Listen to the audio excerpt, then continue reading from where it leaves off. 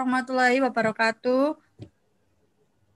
Saya Eka Septia Pratiwi akan menjelaskan tentang atau mempresentasikan tentang pengembangan sistem. Siklus hidup sistem, proses pengembangan sistem berasal dari sistem life cycle atau siklus hidup sistem. Siklus hidup sistem terjadi begitu saja. Sistem life cycle adalah pemfaktoran umur hidup sebuah sistem informasi ke dalam dua tahap. Satu, pengembangan sistem, dan dua, operasi dan perawatan sistem. Pertama, Anda membangunnya, kemudian Anda menggunakan dan merawatnya. Pada akhirnya, Anda kembali ke pengembangan ulang sebuah sistem baru. Sistem development metodologi atau metodologi pengembangan sistem mengeksekusi tahap pembangunan sistem, siklus hidup sistem. Berikut ini adalah gambar konferensi tahap siklus hidup, proses pengembangan sistem menggunakan teknologi informasi yang telah dipilih untuk sistem.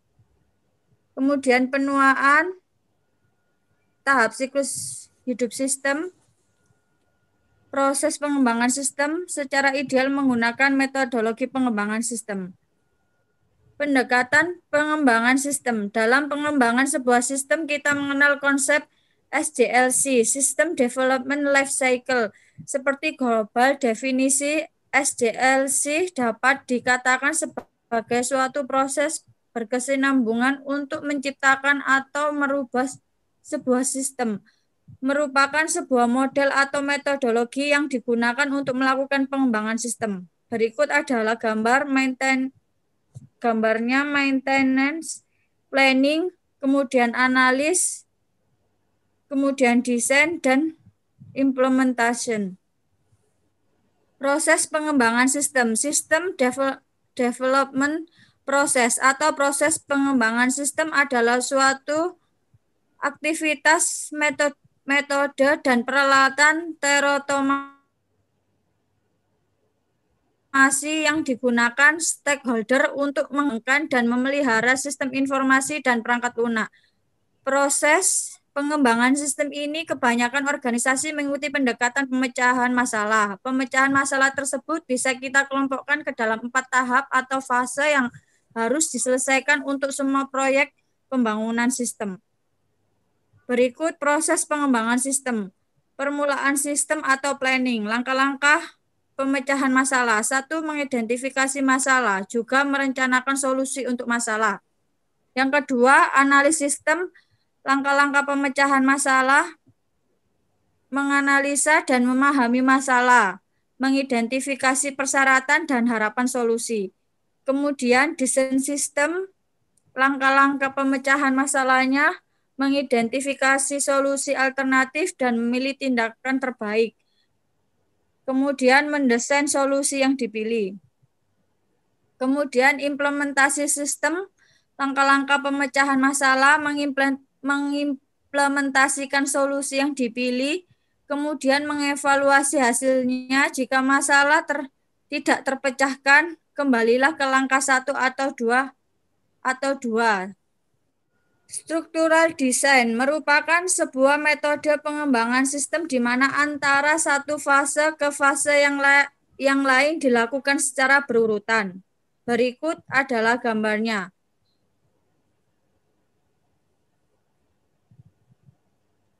Bisa dipahami ya, kelihatan ya. Preliminary investigation, problem analysis, requirement analysis, destination analysis, design, construction, implementation. Pendekatan pengembangan sistem. Phased development membagi sistem secara keseluruhan menjadi beberapa versi sistem. Setelah desain untuk versi pertama selesai, maka akan dilanjutkan ke implementasi. Setelah versi pertama terselesaikan, maka pengembangan akan memulai lagi ke versi selanjutnya. Kemudian metodologi prototyping, melakukan analisis.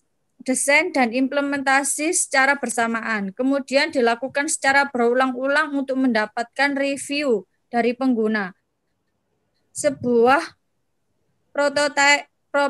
prototyping adalah sebuah sistem dalam fungsi yang sangat minimal. Sedangkan metodologi throwaway prototyping hampir sama dengan metodologi prototyping. Perbedaannya hanya pada metodologi ini analisis dilakukan lebih mendalam lagi. Ini adalah contoh prototipe mobil. Dari mobil yang menggunakan bahan bakar beralih menjadi listrik. Tahap perencanaan. Keuntungan dari merencanakan proyek CBIS adalah 1. Menentukan lingkup dari proyek. 2. Mengenali berbagai area permasalahan potensial. 2. Mengatur urutan tugas. 4. Memberikan dasar untuk pengendalian. Langkah-langkah dalam tahap perencanaan. 1. Menyadari masalah. 2. Mendefinisikan masalah. 3. Menentukan tujuan sistem. 4. Mengidentifikasi kendala-kendala sistem. 5.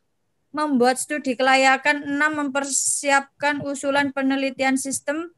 7. Menyetujui atau menolak penelitian proyek. 8. Menetapkan mekanisme pengendalian.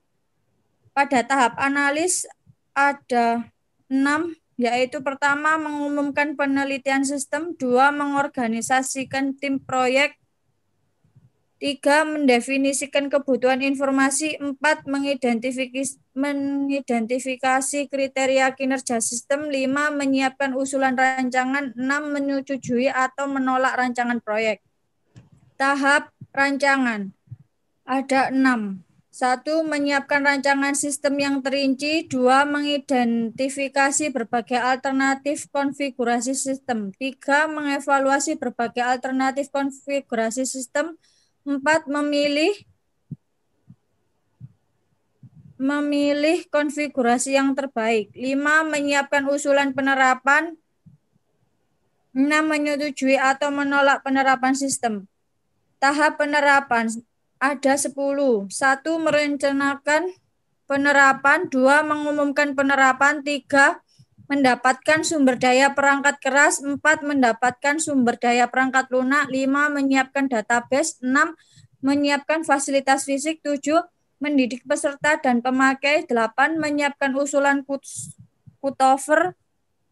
9. Menyetujui atau menolak masukan ke sistem baru. 10.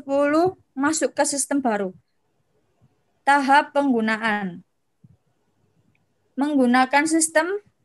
Yang kedua, audit sistem. Yang ketiga, memelihara sistem. Pemeliharaan sistem dilaksanakan untuk 3 alasan, yaitu memperbaiki kesalahan, menjaga kemutakhiran sistem, 3. Meningkatkan sistem, 4. Menyiapkan usulan rekayasa ulang, 5. Menyetujui atau menolak rekayasa ulang sistem. Prototyping. Prototype memberikan ide bagi pembuat maupun pemakai potensial tentang cara sistem atau berfungsi dalam bentuk lengkapnya. Proses penghasil prototipe disebut dengan prototyping. Jenis-jenis prototipe ada 2, yaitu prototipe jenis 1, sistem operasional, prototipe jenis 2 sebagai cek biru bagi sistem operasional. Pengembangan prototipe jenis 1.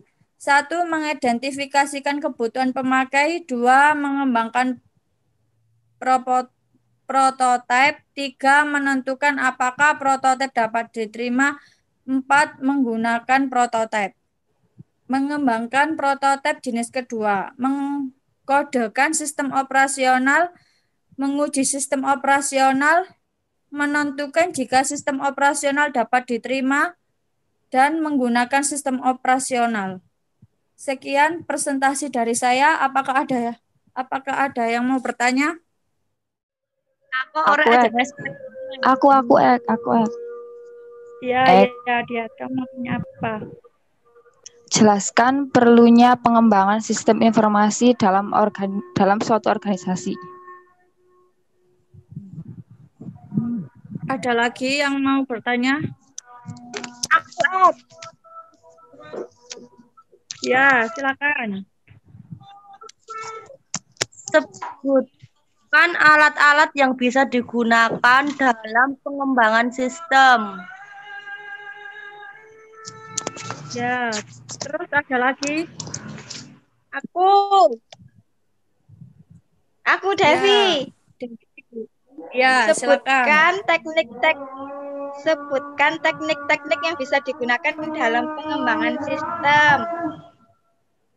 Baik, saya akan menjawab pertanyaan dari Dias. Jelaskan perlunya pengembangan sistem informasi dalam suatu organisasi, yaitu perlu pengembangan sistem. Satu, adanya permasalahan-permasalahan yang timbul pada sistem lama. Permasalahan yang timbul dapat berupa A. Satu, ketidakberesan dalam sistem yang lama menyebabkan sistem tersebut tidak dapat beroperasi sesuai dengan yang kita harapkan.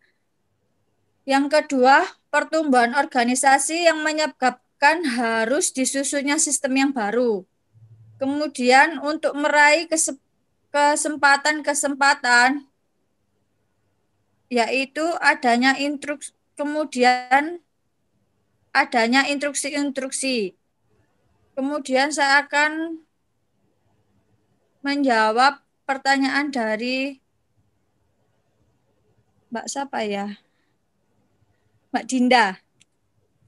Sebutkan alat-alat yang bisa digunakan dalam pengembangan sistem, yaitu alat-alat yang digunakan dalam pengembangan sistem. Satu, sistem flow chart untuk mengembangkan alur dalam program. Yang kedua, sistem prosedur diagram untuk menggambarkan sebuah prosedur di dalam sistem informasi. Yang ketiga, data flow diagram. Ya, menjawab pertanyaan dari Mbak Devi.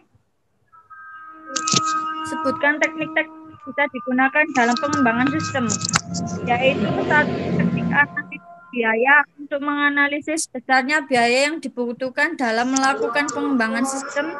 Yang kedua, teknik penjadwalan proyek sistem untuk menganalisa lamanya waktu yang dibutuhkan untuk melakukan pengembangan sistem. Yang ketiga, teknik pengumpulan data, interview, wawancara, observasi, pengamatan, kuesioner, membuat daftar pertanyaan. Berikut ada lagi yang kurang jelas. Sudah. Jelas. Demikian presentasi dari saya. Atas perhatiannya saya ucapkan terima kasih. Wassalamualaikum warahmatullahi wabarakatuh. Waalaikumsalam warahmatullahi wabarakatuh.